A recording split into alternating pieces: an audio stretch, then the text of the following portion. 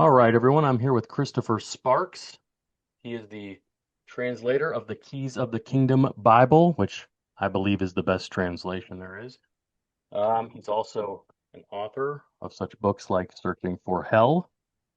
And Chris, we have a lot of stuff to talk about, a lot of interesting topics. And me and Chris we've actually met before when you were here in Michigan. How many years ago was that?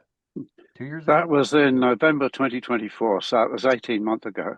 Oh, wow. Okay. Yeah, Time flies. it's gone great. Chris, good to see you. And you too, David. Thank you All for right. inviting me. Yeah. If you want to maybe give a brief summary of how you kind of got into translating the Bible. Yes, right. A brief summary. I'll keep it as brief as is reasonable. And in Shakespeare's play Hamlet, an old windbag called Polonius, who talks too much, says ironically, brevity is the soul of wit. So, yeah, I'll try to adopt the soul of wit. I was on a holiday in Berwick-on-Tweed, which is on the England-Scotland border, and I met two elderly men in a private library where I was staying in the guest house, and they were talking, and I was eavesdropping, sitting at a desk. They were up at the books in this library and talking about immortality of the soul. I had to go and interrupt them and ask what they were saying about this. And one of them, a rather tall, upright man who you could imagine as a military man with his hands behind his back, a bit austere, said, "Well, it's not right, is it?" And I said, "Why not? Why? What is wrong with immortality of the soul? Ezekiel 18:4, the soul that sinneth, it shall die." Oh, yes, the soul is mortal. And it says the same later on in the chapter. And he'd written a booklet about this called The Path to Immortality, and his name is Roland Wicks. And that booklet is in the bibliography at the back of my translation that you just showed. So I absorbed this book, and he had proof after proof. And so if then at death we go into the grave and not off to some other places, then hell can't be possible. There's nothing to burn. Now, I had been querying this hell. I was trying to work out what Hades and Gehenna meant, but I had no one to help me. I didn't know where to turn. But I did find some places. You know, when you're really hungry, you find some food, and I found something, and I found out this truth about hell. Hence my book, Searching for Hell, that you just showed. And so that was enough. I'd already been studying the works of the Victorian scholar E.W. Bullinger. And so he published the Companion Bible, which has thousands of margin notes showing improved corrections to the King James Bible. And I'd been making copious notes. So as I say, that was enough. I'd had a list of passages from Bullinger, long list of passages that needed improving, and now I'd got this hell. And so I just one day sitting on a bench by the lake and thinking about William Tyndale and related things, and I thought, I'm going to translate the Bible. And that was it. Late September 1997. Awesome. I like how you mentioned Tyndale because I really like his translation, actually.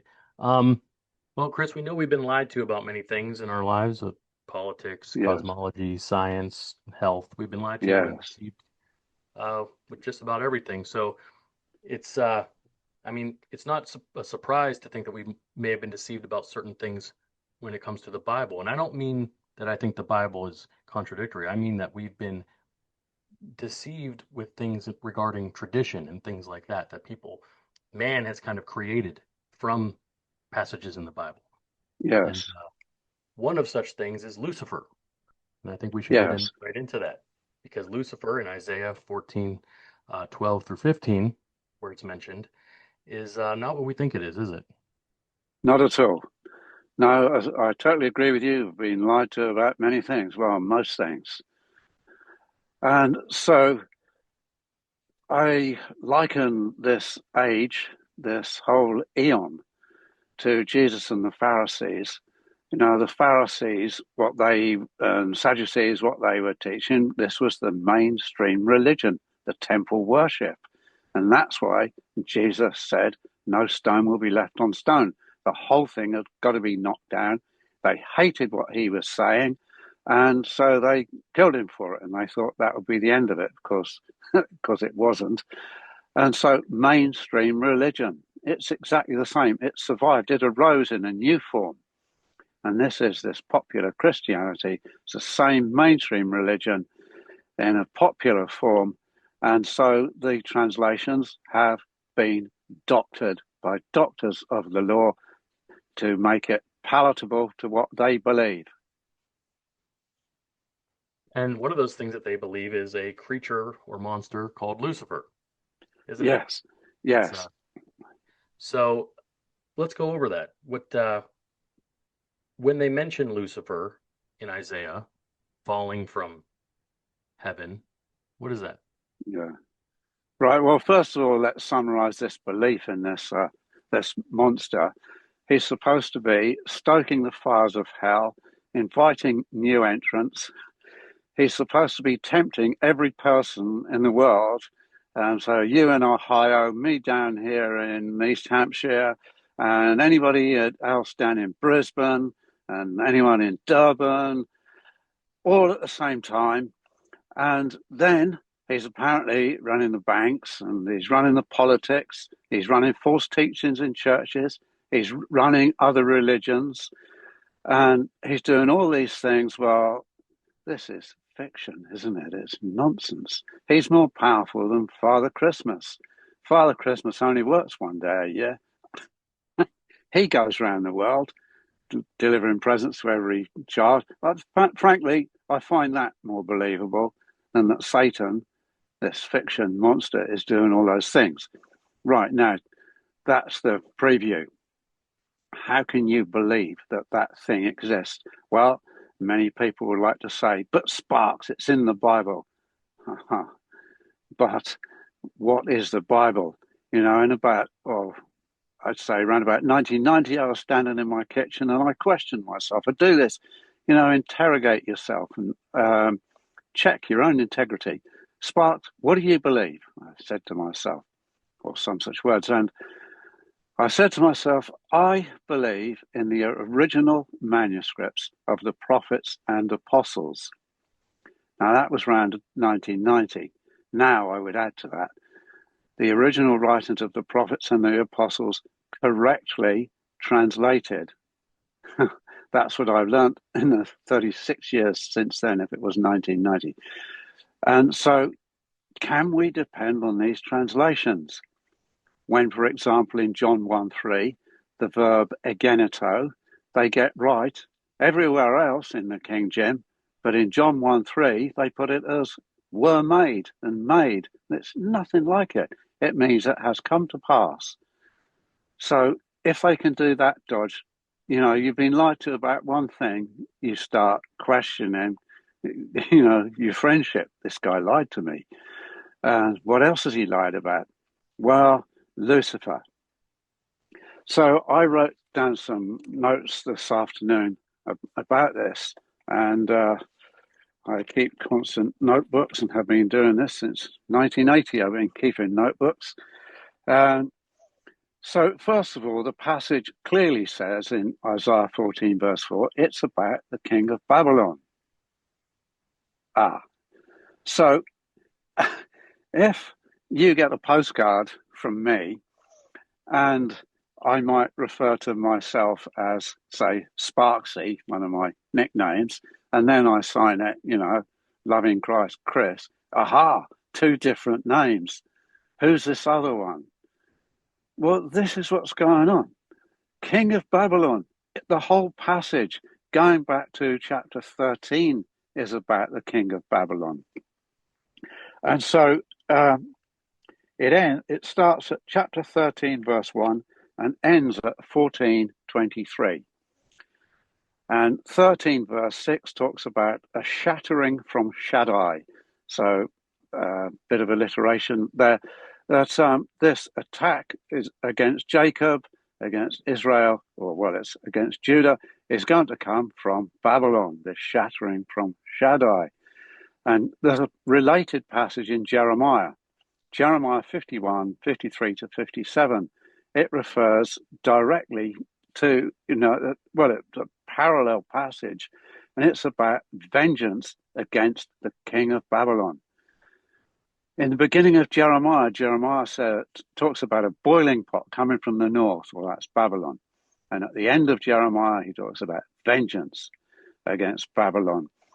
And he says, though Babylon were to ascend to the heavens, and the height of her strength ascend to the heavens. Now, how could Babylon, of course, that's the name of a country, but it's put as a figure of speech called a metonym. How could those people ascend to the heavens while in political rulership in the flesh? So it's a figure of speech. Heavens means political rulership and dominance. And then eventually they were smashed by the Medes. And so this is what it refers to. And it says in Isaiah 13:19 that Elohim will overthrow Babylon as Elohim overthrew Sodom and Gomorrah. And then it will never be inhabited.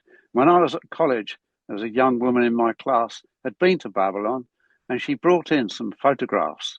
And she showed me and somebody else these pictures of this uninhabited region where she'd been that seemed to back up Isaiah 13 and never be inhabited.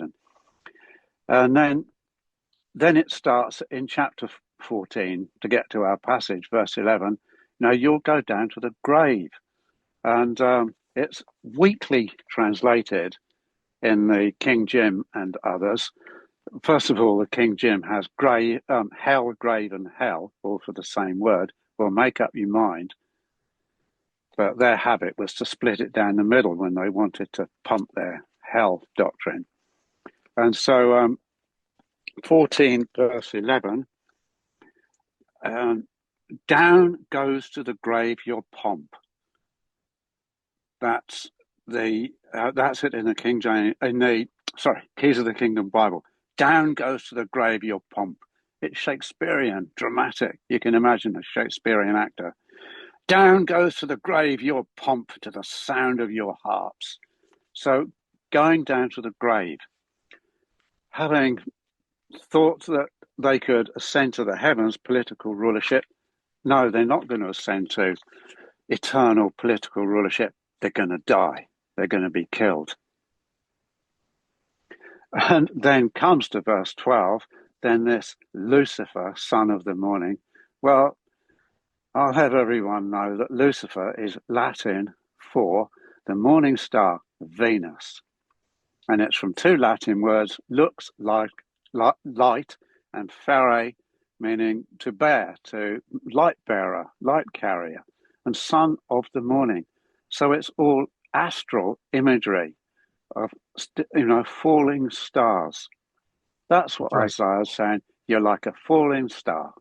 It's a Latin word too. They didn't even translate it into Hebrew. It's a Latin word. Yes, that's right. Halel, right? Hello, that's right. Yeah, and the Strong's Concordance reference is 1966. They can look it up. 1966, the year England won the Football World Cup. And not that I'm interested in that, but I played my first cricket match in an adults match on that day. I was 15. 1966, Hallel. And yes, that's what it means, bright star or Venus. So that's how it is in the Keys of the Kingdom. Venus, son of the morning. Right now, son of the morning, some listeners might think of Job 38, verse 7, about the morning stars sang together and the sons of Elohim, or the sons of God. And they think sons of God, somehow it's been transported into Christian teaching that Job 38, verse 7, following morning stars, sons of Elohim are fallen angels. but it gives you a clue. There's morning stars. That gives you a clue. Throughout the Word of God, sons of Elohim means God's people. Genesis chapter 6, Job chapter 1, Job chapter 2, John chapter 1 John 3 1 says, what immense love the Father has shown us that we should be called sons of God. And John 1 somewhere, Jesus has given us authority to become sons of God. But there's one place where sons of God is not God's people, and that's Job 38 verse 7, where it's a figure of speech following morning stars. So this figure of speech is called kenning, Kenning. Now the Word of God is full of it. Sons of thunder, sons of death. Now, there are probably about 50 or 60 of these footnoted in Keys of the Kingdom at Job 38 verse 7. But because they don't teach in churches about figures of speech and internal harmony, they would not have heard of kenning. And it occurs in Anglo-Saxon poetry like Beowulf. And that's what it is. So everywhere else, sons of God are God's people. But Job 38 verse 7, it's kenning. And here, going back to our passage, Isaiah 14 verse 12, son of the morning, it's a figure of speech. It doesn't mean that the morning has given birth to a star. You know, all that sort of stuff is in the Roman poet Ovid with all these horrible metamorphoses. It's horrible stuff. I cannot bear the poetry of Ovid. It's horrible. So basically, when it comes to Lucifer being mentioned, it is a way to describe, well, Nebuchadnezzar basically, who was up Yeah. high. He was up high in authority, in ruling, and God brought him down. I believe he brought him down to eat grass or something like that. Yes. So Yes. yeah, And so he then brought that's him right. down, Yeah. That's in and it's just Daniel a 4, way isn't it? of, it's almost a way of mocking and saying you were up high like Venus the star, and God brought you down. And Yes. that's basically. And then when you mentioned the other stars in Job, it's just another way of showing that that's just a way of saying stars. But Yeah. um, but when it comes to Lucifer, it is mentioned it's almost in almost every Bible, even the ones that aren't translated very good. They still say this is about the king of Babylon, the Right. chapter heading, right? Yes. Right at the beginning, Yes. and then leading up to Isaiah 14. It's still talking about Nebuchadnezzar, the king of Babylon. So it doesn't make Yes. any sense for people to say, okay, chapter says king of Babylon, leading up to Isaiah 14, king of Babylon. So then when we get to it, it says this must be some monster, this some creature. That doesn't make any sense. It doesn't. So, No. I mean, they'll have to say that Satan became the king of Babylon, or the king of Babylon became Satan. And well, this we know who the king of Babylon is, Nebuchadnezzar, and he, as you said just now, he ate grass and he kind of repented. So very different story. And in the King Jim, it's got this hell, grave, hell, and that word Sheol is Hebrew for grave, as you can tell in the first occurrence in Genesis 37:35. And it's about Jacob thinking he'll go down to the grave mourning because he's lost his son. And so he's not going to eternal fire just because he lost his son. So there we know Sheol means grave. Now, the King Jim splits Sheol 31 times hell, 31 times grave. So there is their agenda exposed. Let's split it right down the middle. And then in Isaiah 14, they make this terrible mistake that in the same narrative, they put hell, grave, and hell. They're not consistent. So the whole passage is blown up. Ha ha. Caught you at your right, game. right. And who goes Terrible. to the grave? Men. Men go to the grave. Nebuchadnezzar went to the Yes. grave, just like everyone else goes to the grave. So, Yes. Yes. Down to the grave. Down goes to the grave your pomp. To the grave. He's going to die.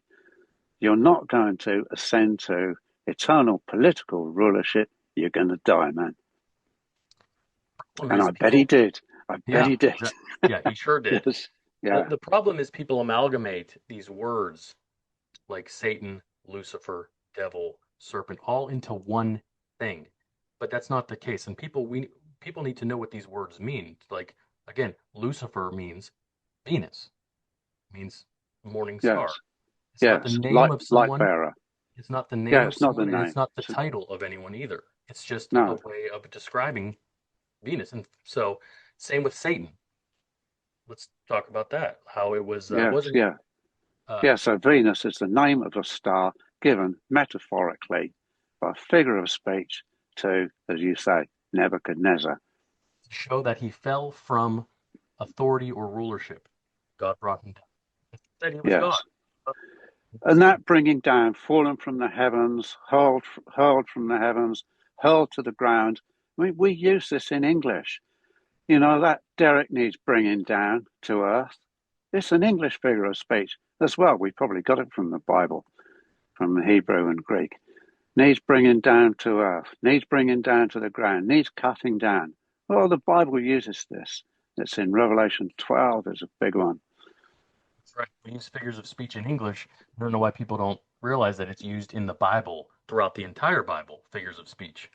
So, Yes, yeah. Well, you've heard of E.W. Bullinger I mentioned earlier, have you, David? Yeah, yeah, right. Well, just after I finished university, I bought his book, Figures of Speech Used in the Bible.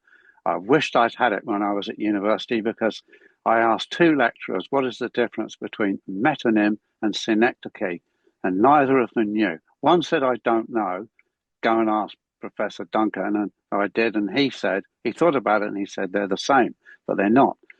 And then I got Bullinger's Figures of Speech a year or so later, and it's all these figures of speech, hundreds of them, are described. And that book was published, I think it's 1898, and it's superb. yeah, I've seen you talk about that book before. All Well, right. so Yeah. so yeah, it looks like so that's what Lucifer is. Nebuchadnezzar, who was brought down. Um, Yes.